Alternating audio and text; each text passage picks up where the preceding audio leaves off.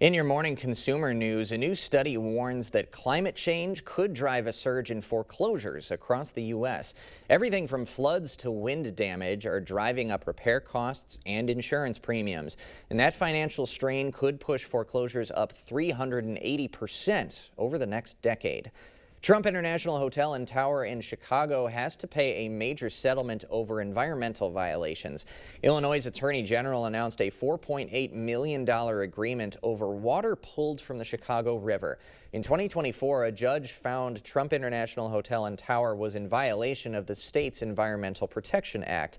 According to court documents, the majority of the money will be used to fund habitat restoration on the river.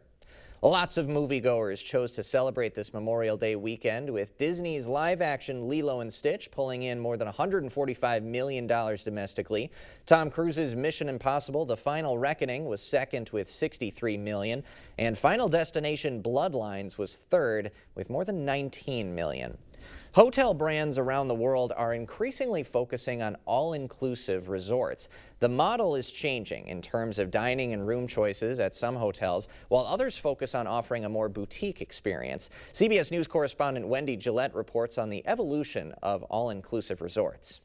An island vibe is part of what brought North Carolina residents Morgan McLeod and husband Dylan Plantage to Sandals Dunn's River in Ocho Rios, Jamaica. The resort right near the country's popular Dunn's River Falls is what the company calls Sandals 2.0 as it rolls out new room types with sky pools and roof terraces and a rum bar. I think we see a pretty big difference compared to some of the older resorts that we've been to.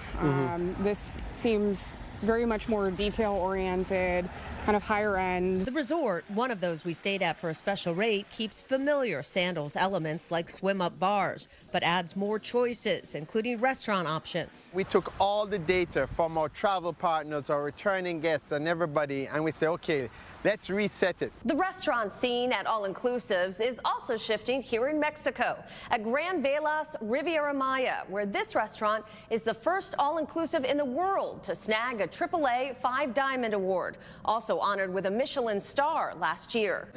Under the watchful eye of executive chef Nayum Velasco, the kitchen at Cocina de Autor produces a seasonal 8-course tasting menu. My inspiration comes mainly from my environment, my surroundings.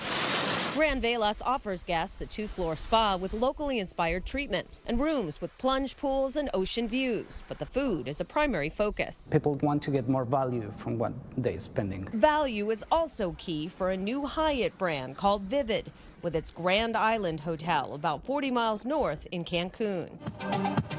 The Hopping Beach Club shows off a casual, active vibe, catering to Gen Zs and millennials. The younger generation is traveling way more than in the past, and that they are very interested in exploring the all-inclusive space.